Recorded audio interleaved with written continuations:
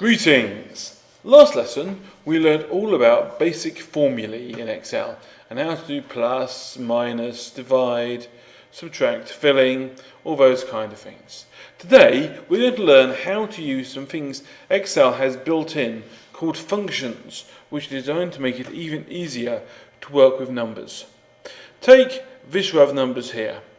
I've been asked to find out the minimum number in this row of numbers, the maximum, and the number of people who answered, number of answers I've got there. Okay, I could be lazy and just count out that way, but there's an even easier way, an even lazier way to do this. Minimum. Very easy to do, guys. What's the first thing you type in any Excel cell involving maths or numbers? Yep, that's right, you got it, equals. And then, if I go to the top left here, you will see there's a COUNTIF here on mine.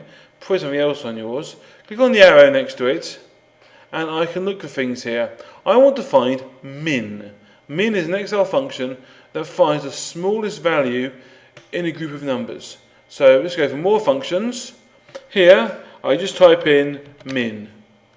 Press go. Oh look, min is there. Press OK.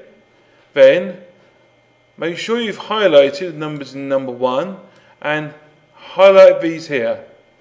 When I'm done, press OK and hopefully, ta-da! The min function has appeared here in the formula bar and the result is 33. Can you see a lower number than 33 in there? I can't, so I guess it's right. Now that's one way of doing a function, but it's not the only way. If I go to maximum, there's a function called max in Excel, which I can use. So I'm going to type equals, then I'm going to type max, and open brackets. Now if I highlight these numbers here, and close brackets, and then push enter, it will give me 187, the biggest number here. The minimum number I did using the menus and systems, and that produced the code in the formula bar here, min open brackets A1 to A15. You can though write that yourself, which is what I did with the second and maximum number, which is equals start max open brackets A1 to A15 and close it. How do I find out how many cells have got the numbers or something in them? Well, I use a count function. So firstly, I type equals. I'm going to do this the old way. So come in, count there already for me. Go to count, highlight the cells in here. There we are. And then I push OK. And there are 15 answers there. Does that sound right to you? So, today we have learnt how to use functions to perform calculations on numbers. We have learnt you can get them by typing equals and a whole list of them will appear here, or you can type them in yourself, so long as you know where the brackets go and where the commands go inside them. Finally, the last thing to tell you is you can now use these numbers to do maths. So I can add up all these numbers together and they will give me a big number. No, they will give me 235, hopefully. So equals, what do I type? That plus.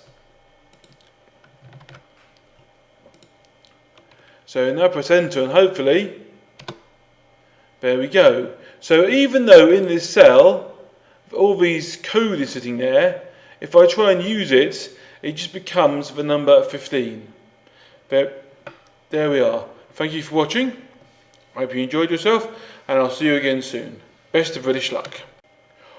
While we're talking about functions, I will also show you two of the most basic functions Excel has, but two of the most useful. Sum and average. Sum will add up all the numbers we have here, and average will find out what the average number of them all is, which can be very handy. So for sum, the first thing you type is, yep, you guessed it, equals.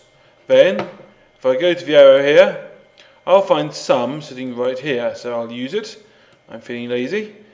Highlight all the way down, press OK, and suddenly, ta-da! All of these numbers added together equals 1,359. To get the average number, how do you average? Well, as always, we start with an equal sign. Then, go to the arrow as always, average, highlight these numbers here again, and then push OK. And there you are, the average is 90.6. So, there I've shown you how to use the sum function and the average function, which are two very handy functions. Hope you enjoyed watching, and best of British luck to you.